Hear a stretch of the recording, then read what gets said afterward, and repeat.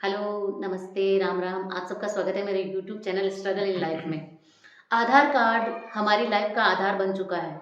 आधार card जुड़ गया है जन आधार से, जन आधार लिंक हो गया है बैंक अकाउंट से, बैंक अकाउंट चिरंजीवी योजना से, नरेगा से। आजकल आधार ही हमारे जीवन में हर जगह यूज होने लग गया है। लेकिन इसी आधार में मोस्टली सब लोगों के गड़बड़ है। गड़बड़ होने का मतलब ये कतई नहीं है कि उसमें गलतियां हैं। उसका मतलब है मिसमैचिंग है। आधार कार्ड में हमारा नाम अलग आ रहा है, जन आधार में हमारा नाम अलग है, चिरंजीवी योजना में जो नाम जुड़वाया है तो वो नाम अलग हो रहा है। नाम का मिसमैच होना, मिसमैच होने का मतलब है हमारे आधार कार्ड में चार चीजों की गड़बड़ी होती है मोस्टली। सबसे पहले खुद का नाम, दूसरा हमारी जन्म डेट, तीसरा पेरेंट्स का नाम। पेरेंट्स के नाम में माता और पिता का दोनों का भी हो सकता है। मिसमैच होने का मतलब है, अगर किसी का एग्जाम्पल के लिए लें, किसी का नाम विक्रम है तो स्कूल डॉक्यूमेंट में उसका नाम विक्रम है, आधार कार्ड में उसका नाम विक्रम सिंह है और जन आधार में विक्रम सिंह भाटी। तो फिर ये तीनों नाम एक ही है, लेकिन उसके नाम के आगे सरनाम लिखना, स्पेस होना, दो नामों के बीच में स्पेस होना, ये मोस्टली सबसे बड़ी गड़बड़ियां हैं जो कि इन तीनों चीज़ों को एक साथ लिंक नहीं हो पा रहे हैं, ये जुड़ नहीं रहे हैं। और जब आधार कार्ड को हम किसी दूसरी चीज़ से अटैच करवाना चाहते हैं तो आधार कार्ड में गलती बता देते हैं। डेट की जन्म डेट की लें तो उसमें होता है कि कहीं पर डेट अलग है, कहीं पर महीना अलग है, कहीं पर ईयर अलग है। तो उसको सही नहीं मान सकते। जब दूसरी चीज़ों से उनको जोड़ा जाता है तो वो लिंक हो ही नहीं पाते हैं, जुड़ ही नहीं पाते हैं। फिर पेरेंट्स के नाम में लें तो किसी एग्जाम्पल के लिए किसी पेरेंट्स का नाम, पिताजी का नाम अगर हम देखें ओम प्रकाश है तो कहीं पर तो उसके स्पेस है, कहीं पर स्पेस नहीं है, कहीं ओम अलग लिख दिया गया है, प्रकाश अलग लिख दिया गया है, कहीं दोनों को साथ में लिख दिया गया है, तो वो मिसमैच की श्रेणी में आता है और डॉक्यूमेंट एक साथ जुड़ नहीं पाते हैं। तो हमें प्रॉब्लम होती है। बहुत बार हम ई मित्र पर जाते हैं कि आधार को अपडेट कर दो, ये जन आधार से लिंक नहीं हो रहा है, बैंक अकाउंट से लिंक नहीं हो रहा है, तो इसका क्या किया जाए, तो हम किस चीज़ को सही माने।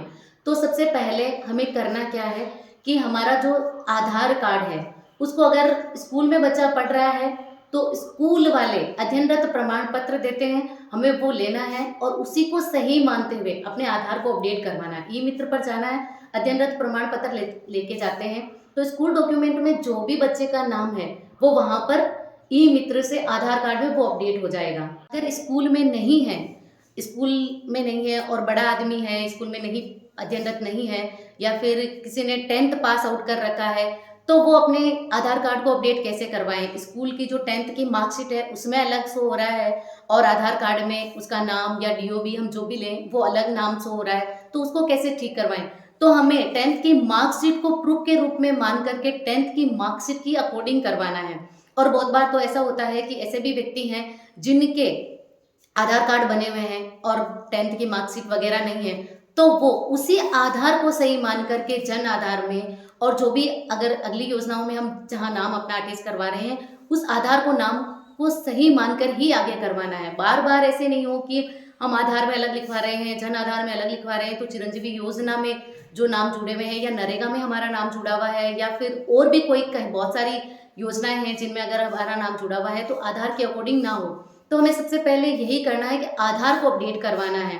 अब ई मित्र पर अब बहुत बार ऐसा होता है कि हमने आधार को सही करवा लिया है लेकिन वो जन आधार में सही नहीं हो रहा है, तो जन आधार से जुड़ नहीं रहा है। जन आधार से नहीं जुड़ रहा है तो स्कूल में जो बच्चे पढ़ रहे हैं उनका तो, जो गवर्नमेंट स्कूल्स में पढ़ रहे हैं उनका तो वहाँ के टीचर सही कर रहे हैं जन आधार। जन आधार में नाम अगर आधार से अलग है तो उसका नाम स्कूल डॉक्यूमेंट के अकॉर्डिंग हो जाएगा। लेकिन अगर कोई घर में मेंबर है या दूसरे हैं तो उनका जन आधार हम ई मित्र पर जाकर ही आधार के अकॉर्डिंग करवाएंगे, पहले उसको सही करवाएंगे तब वह आधार जन आधार से जुड़ पाएगा। हमने आधार कार्ड में सब कुछ सही करवा लिया लेकिन फिर भी ई मित्र पर जाते हैं और अपडेट करवाते हैं लेकिन वो अपडेट हो नहीं पाता है, तो उसमें एक प्रॉब्लम ये क्रिएट होती है कि जो मदर का नाम है वो आधार कार्ड में शो नहीं होता है। तो हमें लगता है कि जब पिता का नाम सही है और जन्म डेट सही है और खुद का नाम सही है तो गड़बड़ी कहाँ है। तो ई मित्र वाले से हम बात करें कि वो ई मित्र वाला हमारे आधार कार्ड में जुड़ी हमारी सारी जानकारी पता कर सकता है या उसमें से उसके सामने शो हो जाते हैं, उसके पास ऐसे पासवर्ड्स होते हैं जो शो हो सकते हैं लेकिन हमारे आधार में वो चीज़ें नहीं होती है। तो कई बार ऐसा होता है कि माँ का नाम सही नहीं होने से भी वो अपडेट नहीं हो पाता है, या दूसरे कार्डों के साथ, जन आधार के साथ या बैंक अकाउंट के साथ अगर हम लिंक करवाना चाहते हैं तो वो जुड़ नहीं पाता है। तो हमें मदर्स नेम को भी सही करवाना है, और वो तभी सही करते हैं जब ई मित्र वाले को हम बोलते हैं कि हो सकता है हमारी माँ के नाम में कुछ मिसमैचिंग हो, क्योंकि माँ का नाम हमारे सामने आधार कार्ड में शो नहीं होता है तो हम उसको इग्नोर कर देते हैं, और वो फिर बाद में अपडेट हो नहीं पाता है। बहुत बार हम चाहते हैं टोकन कटवा लेते हैं, लेकिन आधार अपडेट होके नहीं आता है।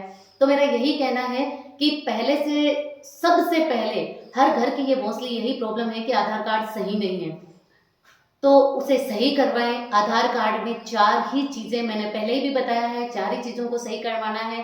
पहले खुद का नाम, खुद के नाम में अगर स्पेस है तो स्पेस रखना है, नहीं है तो नहीं रखना है। और जो अगर हमने कास्ट जोड़ रखी है तो उसको भी सही करवाना है। फिर आता है जन्म डेट, जन्म डेट में भी पूरा महीना, दिन, ईयर सब में एक जैसे होने चाहिए, स्कूल डॉक्यूमेंट के अकॉर्डिंग होने चाहिए।